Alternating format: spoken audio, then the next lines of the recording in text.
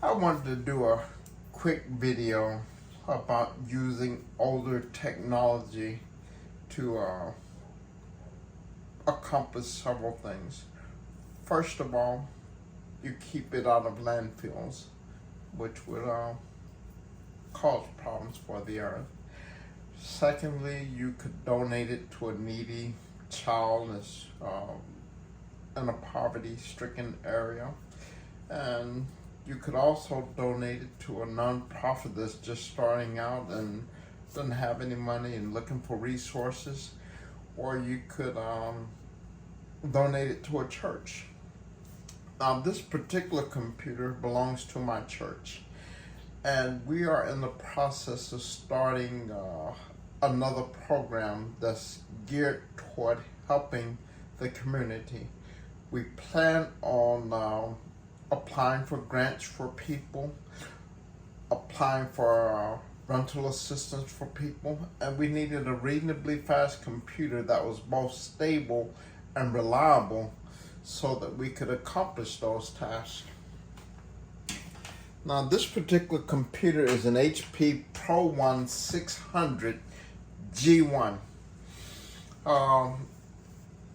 It uses double data rate 3 memory. It has a 4th generation Core i7 4 cores, but it was terribly slow about booting up. And this was after all of the Windows 10 updates and everything. The solution was to put a SSD drive in the computer in order to improve the access time for reading and writing files. The problem is this computer used a 3.5-inch hard drive. And the connections, the SATA connection and the power cable were physically locked in place and could not be moved, and you could not attach cables to it. And you needed a hard drive attached to a caddy that mimicked a 3.5-inch hard drive. Well, this is a 3.5-inch hard drive case. It adapts a 2.5-inch SSD drive or hard drive to a 3.5-inch hard drive.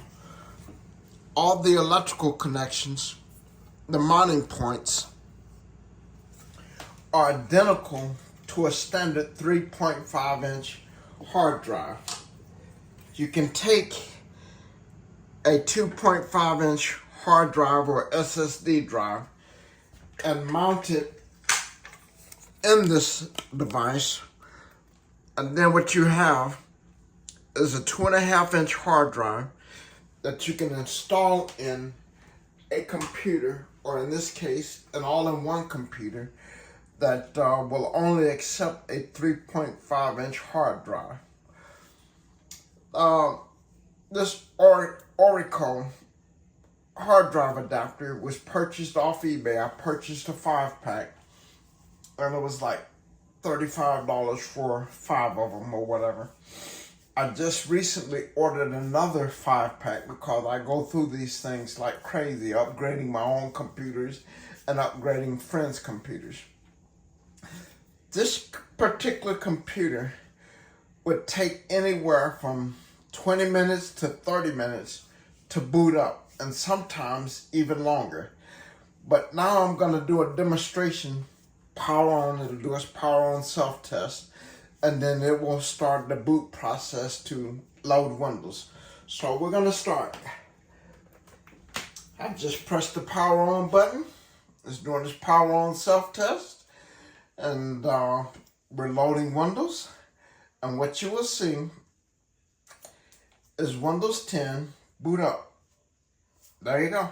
That's how fast this computer boots up into Windows 10.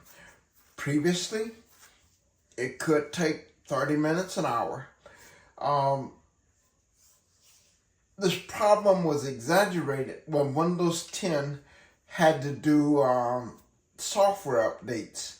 You know, if you go to system update and tell it to update the computer and download all those files, well, it just caused all kinds of problems trying to boot up into Windows 10. We solved that problem by putting an SSD drive in it. The access times are much faster, the write times are much faster, and you see how quickly it boots into Windows 10. I use Norton 360 Premium on these older computers and my newer computers, and as you can see, it does not have a significant impact on load time. This computer will be ideal for administrative tasks. Say you surf the web and apply for grants, buy things off eBay, list things on eBay. This particular computer cost me $50, and then I sold it to my pastor for $50. But that was after I had did all the upgrades and everything, so he still got a decent bargain. And then I paid for the adapters and then asked for reimbursement. And I also paid for the SSD drive that's in this computer. This computer has a Crucial MX 500 gigabyte SSD drive in it. It originally had a 1 terabyte 7200 RPM hard drive in it, and it struggled to load Windows. Now you could power it on and walk away and come back an hour later, and it might have loaded Windows 10 and got it to a point where you could use it or whatever. But again, by refurbishing these old computers, you keep them out of landfills.